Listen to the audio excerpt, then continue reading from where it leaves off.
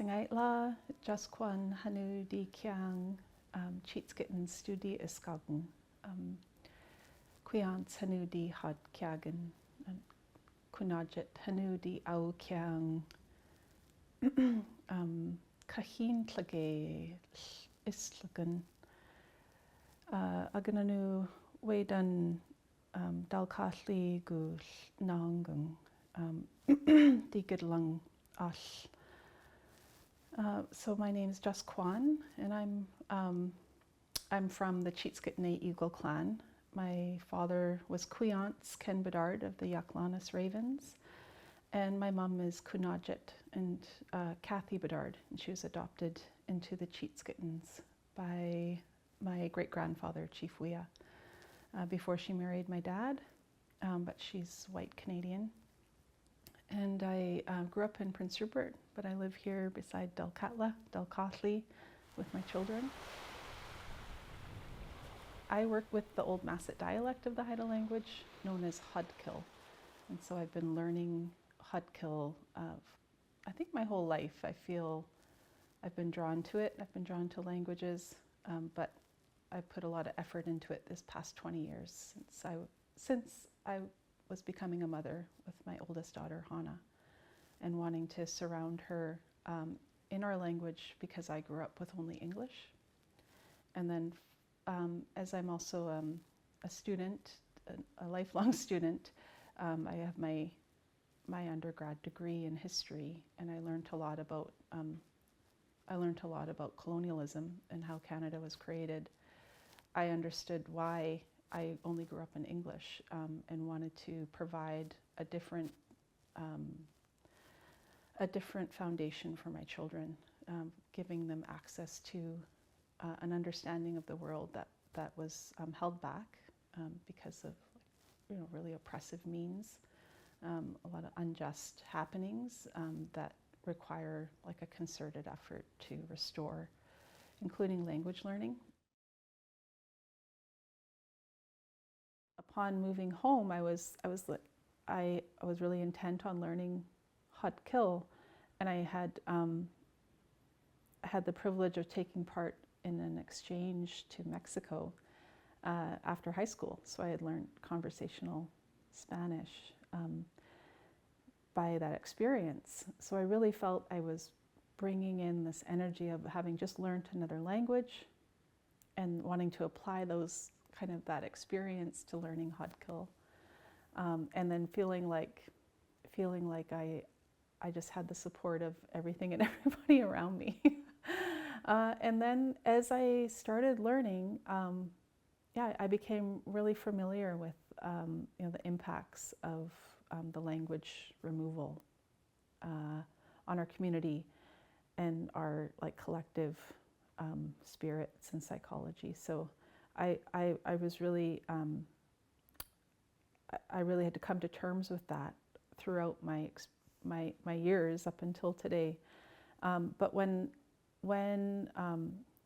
I was first at the Language Nest, I was just very enthusiastic to get my hands on as much knowledge as I could and bring it home.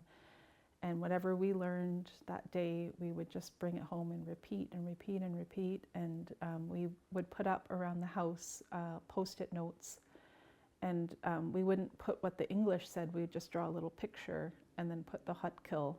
And we were all so enthusiastic about it. We just kind of blasted Hannah with Hudkill, like her, as she was learning to talk, she was learning Hudkill before she was learning English. And we were just we felt so amazing. Then the program has this 4-month pause, it's kind of a grant-based program. And so during those first 4 months, her Hudkill just plummeted because we could only teach her what we knew from the program. Then it was limited. And then so her English started taking over, and we became so motivated to learn more, to be able to communicate with her more. And then I became really familiar with these barriers, right? Because I was I'm ready, I want to do it this way. But that's not how it was being taught. And I can understand you can't just put on top of Hudkill methods for learning a language, for example, such as Spanish, because of this historical trauma, and also because the language represents something so completely different, like our way of thinking here, and accessing that has been deliberately obscured, right? So I had quite the long learning process to get through that. So there's a lot of frustrations, but we did our best, and it was for our children.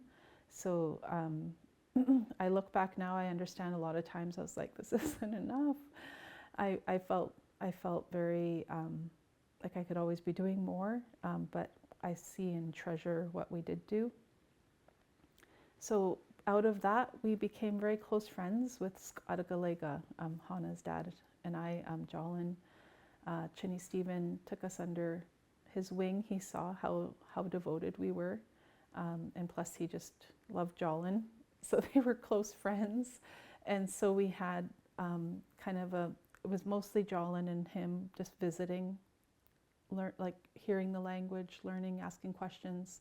And I would also be involved, but it was kind of their thing. And he would bring Hana.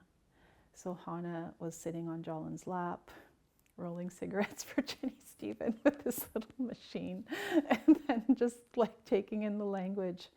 And that was a big part of her upbringing.